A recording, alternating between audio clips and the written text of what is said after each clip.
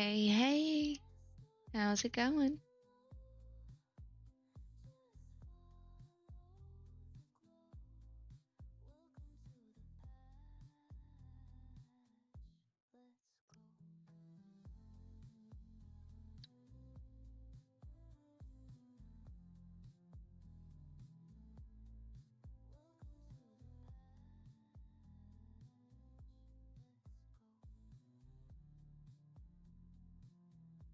Oh, that sucks.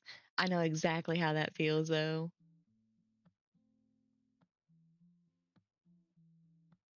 I ended up getting the floor swept and mopped yesterday. Like, I mean, mopped, bleach, everything.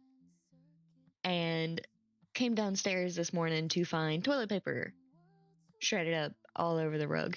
I was like, yep, that's having a puppy for you.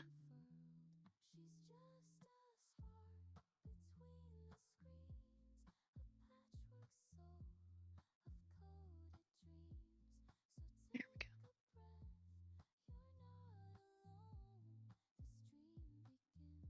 They really are. And honestly, I should have him in a kennel at night, but I feel bad.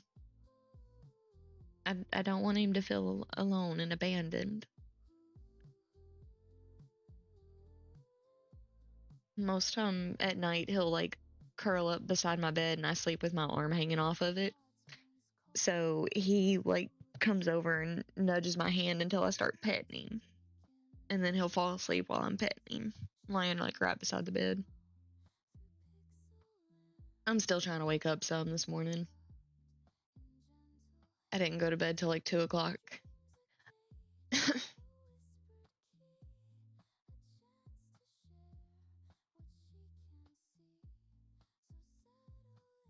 I'm excited for chapter 2 today.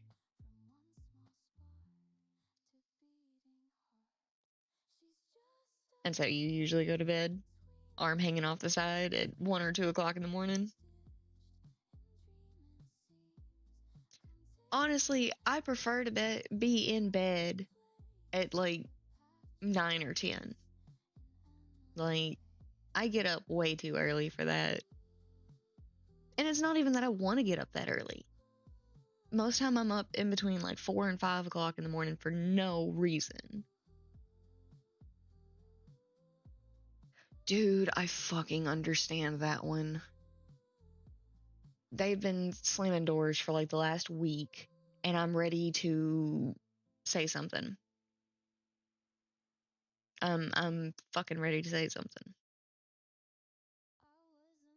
But my car also sits out there, so I don't want something happening to my car.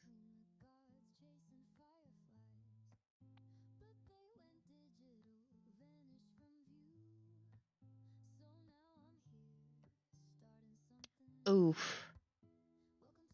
Yeah, no, I only have neighbors on one side.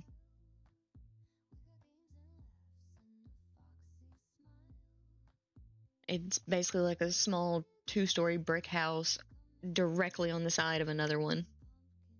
No. Okay. So how it goes is it's two, I want to say they're in their like 50s, like late 50s, early 60s, but they have a 17-year-old daughter, and they say that she's autistic. She's not autistic. She has a defiance issue. Like, she just straight up does not like to listen. She's really smart. Like, she understands social cues. She's really popular at school. But she's got this, I want to call it a hoodlum mentality of, I'm not going to listen to anybody but myself. Sweet kid, but oh no. No, no, no. I had that happen once when I was pregnant. There was a drunk lady that kept like banging on my door. And she's like, I know you're in there. Just let me in. I know you're in there. I don't have my key. Just let me in. I was like, this is not your house. She was very drunk.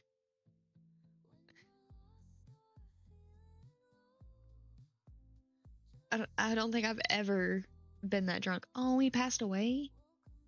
Damn. I know everybody has their time, but it's always sad to see somebody go. He was convinced y'all were living in his apartment. That honestly happens a lot. Called the police, yeah. I'm surprised that he didn't have like an in-home health or something. Health aid.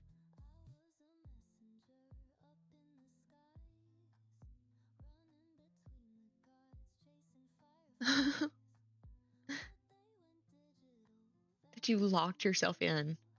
Yes, because why would I lock myself into somebody else's house if I'm trying to rob of them?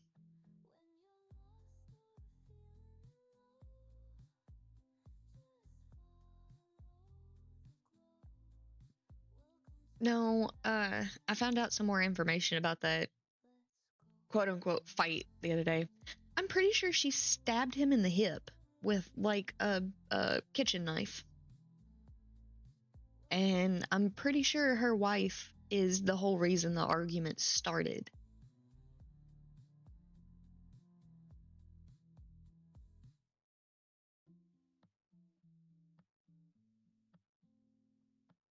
Dementia is rough. My great grandma, she was 96 when she had to go live at the nursing home. And that was when she started developing dementia. But she had fell off her front porch and broken her hip and her arm. So at that point, they're like, yeah, it would be better for you to be here with us where we can keep an eye on you. And after that, she just really went downhill. She died a week before her 100th birthday. And this sounds morbid, but it cracks me up because growing up, I always told her, Granny, you're going to live to be 101. Just, like kids do. You're going to be over 100 years old. She said, I don't want to be 100 years old. That's too long to live. That's too long to lose everybody. And by golly, she took it a week early. She said, no, thank you. That woman was tough. Yeah. It's usually about that 90-year-old mark. I remember her telling me a story about my dad and my uncle getting off the bus fighting. And let me preface this by saying my dad and my uncle are like 9 months apart. Like, they are basically twins. So they are like literally rolling off the bus fighting. And she rips up one of her rose bushes and just starts beating the shit out of them with it. And they dove up under the car and they stayed there for like an hour. And she was like, come on out. I'm gonna get you, come on out. If y'all are gonna fight, I'm gonna give you something to fight with. Like, Granny. She was also a heavy believer in the Switch. Like, and you had to go pick it out yourself. If it was too small and she had to go pick it, it was going to be so much worse. Oh my god. I can still feel it. Back of my legs like tense up and it's like, oh god. Kids don't know how good they have it these days. Gentle parenting and oh no, we don't spank our children. God. Feels like we went through a war.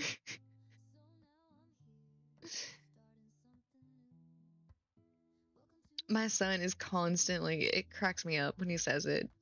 I'll take something away from him and he'll be like, you're so mean. It's like, oh no, son.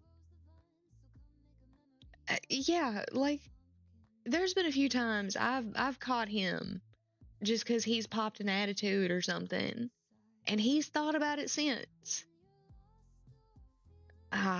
It was right before school got out.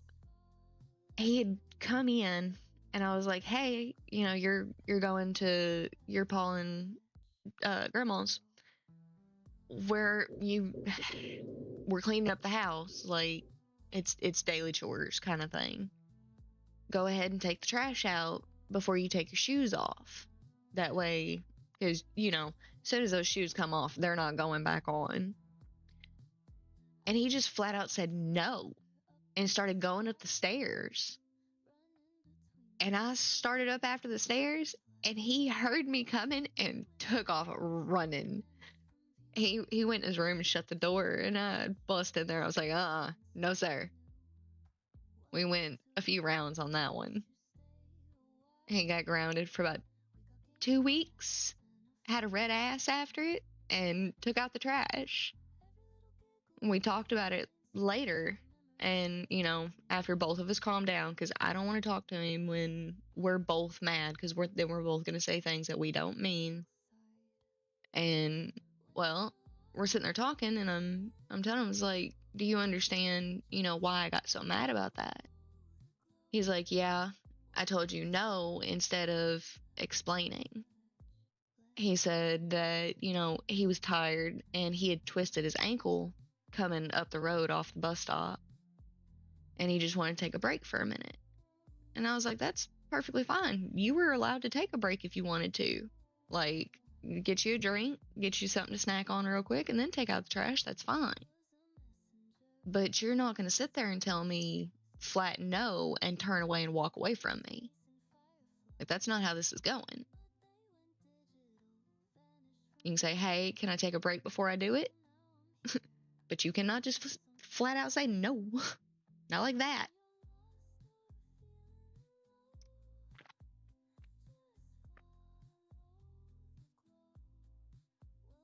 Unfortunately, he's got ankles like mine that are hyperextended. So I call them my broken ankles, but my foot can almost flex backwards, and then I can roll my feet on the sides and walk on my ankles. My grandmother, before she passed last April, she was considering having surgery done on her ankle or even having it amputated, because over the years hers has slowly disintegrated and fallen off the bone. So her actual foot kind of sits skewed to the left, I think it was, and then her actual calf bone had slid off onto the ground and opened up in a sore, because it's all that soft skin where your ankle is. It was, and that was why she was really debating on just going ahead and having it amputated. But when she got sick, it was stress and depression and not eating, and it all caught up with her. And that's why I tried to tell her so many times. But I'll say this. We lost my granny 3 years ago. We lost my Uncle Brian 2.5 years ago. We lost my Aunt Glenda almost 2 years ago. And then we almost lost my dad this year. Plus, she's lost a few friends since then. When Dad got sick, she didn't see much hope after that, because a parent should never outlive their kids. Uncle Brian's death was an accident. Stupid decisions led him out there, but ultimately it was an accident. He was on the Mississippi River here in Missouri where we're at, and a barge got too close, and my uncle's engine has always had issues. It doesn't start the first strike. It never has. So the friend that he had out there with him, they were fishing, but they were also doing something they shouldn't have and doing drugs. But they made it to shore. They were wearing a life jacket. My uncle wasn't. He also just had double shoulder surgery, where he was getting the rotator cuffs repaired. I my grandparents raised me. Like they were my stable home outside of my dad's unstable home. We could have like a whole life stream one day, I swear. Just sit down and talk about my entire life story. Fuck it. I promise you, like I say this with humor. Even my therapist has said, "Wow, I'm surprised you haven't tried to kill yourself yet." It's like, there's no real point in it for me. I want to see what comes next. Shit happens. Adapt and overcome. But I miss my grandmother every single day. There is not a day goes by that I don't like pick up my phone and try to text her or call the house phone and end up talking to my papa just because I miss him. And now that dad's in Florida and he's calling me like every other day or so, I can kind of expect his call here in a little bit actually. But he's relearning his speech, and we just found out that his roommate that he had back here in Missouri died. Like there's not a lot here. Where I'm at, you live and you die here. You don't achieve anything great. You don't do anything spectacular. You have a small family business usually, and there's one gas station in town, and there's just nothing here. There's nothing to do. Been loyal to your therapist? Beer. Oh, beer has been your therapist?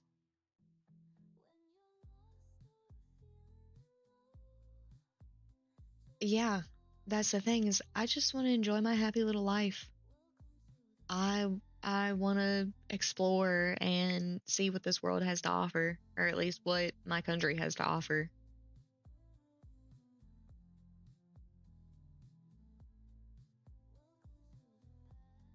I've only been to a fourth of the country. Not really even a fourth. More like a fifth of it. There's so much more to see. There's so much more nature to see. Oh my god. That's what I want to see. I want to go on hiking. I want to go hiking and camping and exploring.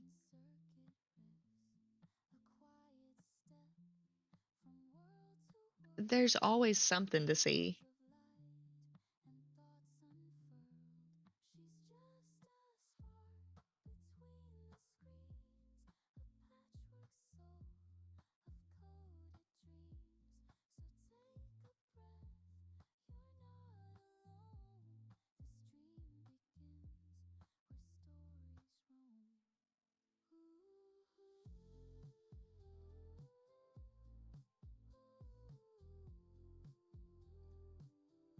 Honestly, there's a lot to offer just per state.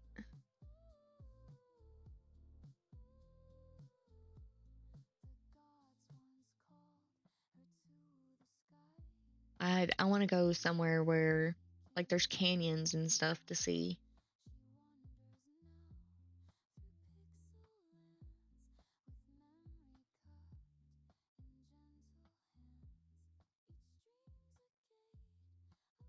Honestly, that's all mine really has. Well, okay, so it's kind of funny. I'm gonna launch this game while we're talking.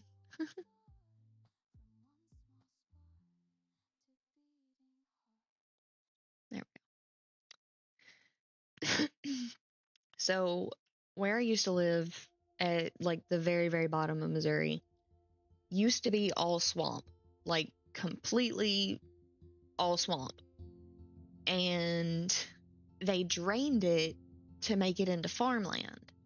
which is why, when it rains and storms and stuff like that, it gets so freaking messy that everybody's like fun pastime around here is to pick the biggest tires for whatever they're riding in or driving in and just go rip up grass and till the ground, basically.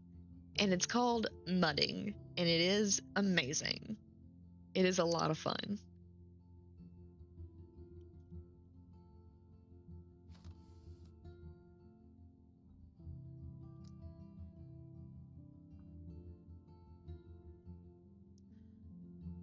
Oh, it's trying to make me go through chapter 1 again. Shit. I may have to do this. I didn't know. I've had the free episode forever. So I was like, okay, it should just transfer over. Saved games? Oh no. How fast do you think we can get through it? Like if we just skip everything. No, but then we're not gonna get... Shit. Well... Some bish. Rip. Yeah, seriously, rip. 'Cause... Shit. I can hear my dog downstairs playing with his toy, just like flopping around with it.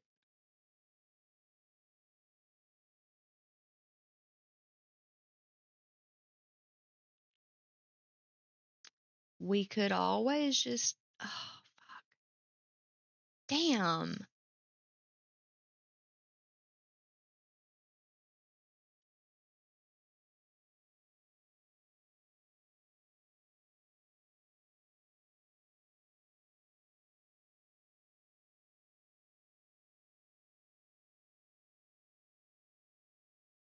Huh. Yeah, we could. Oh, man.